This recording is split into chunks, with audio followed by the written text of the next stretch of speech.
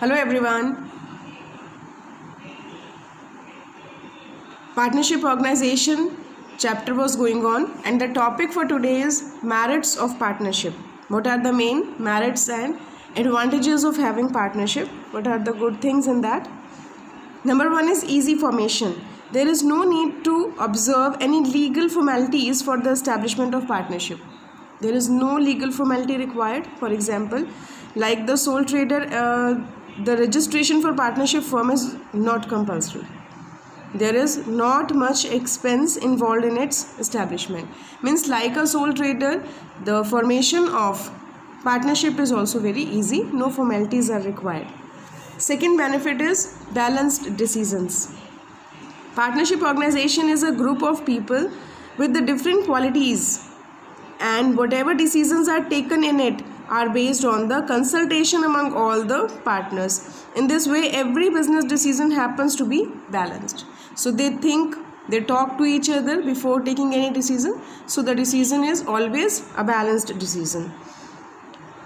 More financial resources. As comparative to sole trade, partnership is having more financial resources. The sole trader suffers from the demerits of lack of capital, but the partnership business is free from this drawback. The financial resources pooled by many partners assume the form of enormous capital. Next is division of risk. In sole trade, the whole risk is of the sole trader, but now here the risk is divided. If the profits are divided, the losses will also be divided.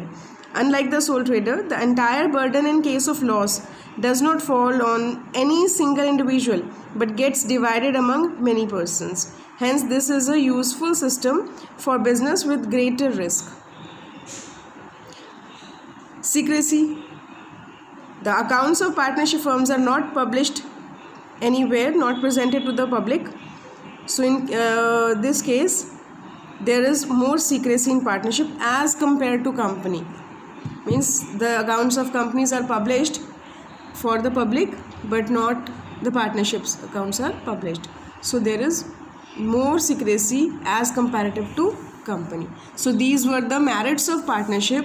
There is no legal formality, so it's easy for the formation.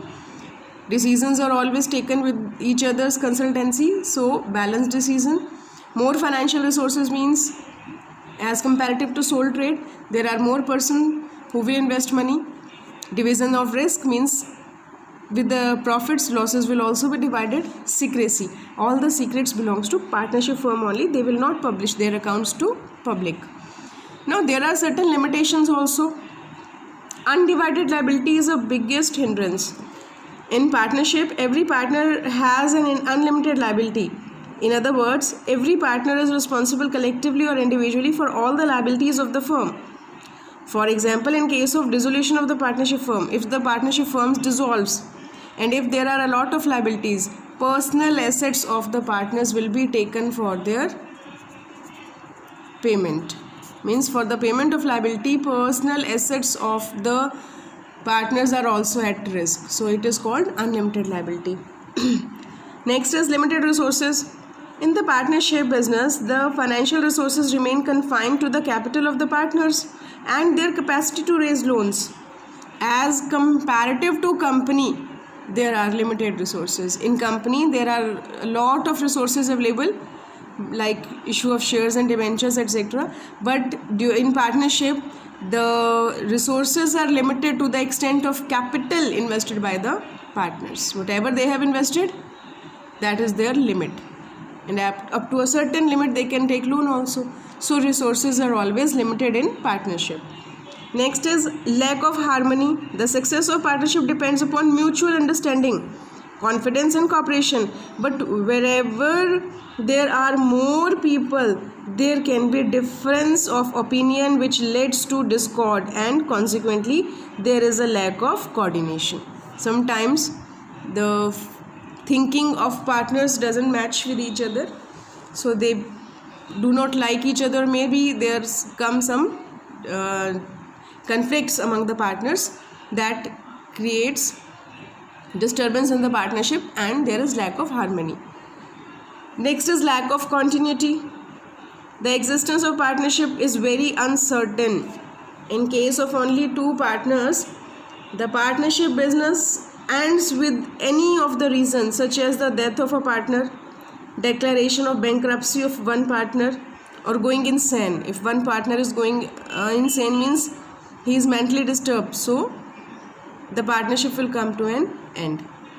Last is lack of public faith. Since their accounts are not published to the public as company or organization, so they lack faith of the public. Public do not faith on them, and they will get less loans, etc. So these are the limitations of partnership: unlimited liability, limited resources. As comparative to company, they are having limited resources, lack of harmony. If their thinking doesn't match, it will create lack of harmony, lack of continuity.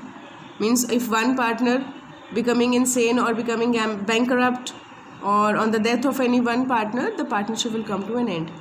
Lack of public faith. Public do not trust them because they do not publish their accounts to the public.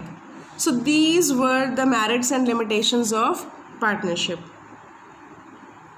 Now, there was a small difference between partnership and sole proprietorship. Means partnership is always started under an Act of 1932, Partnership Act 1932, but there is no such act in the sole trade. Registration, sole trade registration is not required, but partnership, it is not required exactly, it is necessary to have, it is useful to have it. Then profit and loss, all the profit and loss belongs to sole trader, but in partnership the profit and loss will be divided. Capital invested by a single person and their capital invested by the both partners. Now the next topic is types of partners. Next topic is types of partners. There are two main types of partners: full-fledged partners, those who involve themselves fully, and not full-fledged partners, those who are not fully involved in this. So full-fledged partners is of three types. Active partners, those partners who take active participation in the administration of the firm, those who are taking active participation, daily they are working actively, that is called active partner. Second is sleeping or dormant partners. Sleeping or dormant partners. Sleeping or dormant partners are those who do not have an active participation in the administration but invest money and have a share of profits. They invest money but they do not take active participation in the management. They take profits also, they share losses also, but they are not taking active participation. Those people who are taking active participation are called active partners. Those who are not taking active participation are called sleeping partners. Last is secret partner. A partner is known as secret partners whose relation with the firm is unknown to the general public. If he is our partner but we are not telling it to someone, telling it to everyone, we are not telling it to everyone, that partner is our secret partner. These are full-fledged partners. The person who is taking full active participation in the management, that is active partner. The person who is not taking active participation but he invests money and share profit and losses only, that is sleeping partner. Secret partner. Secret partner is a partner whose relation we hide from the world. Means he is our partner but we are not telling it to anyone.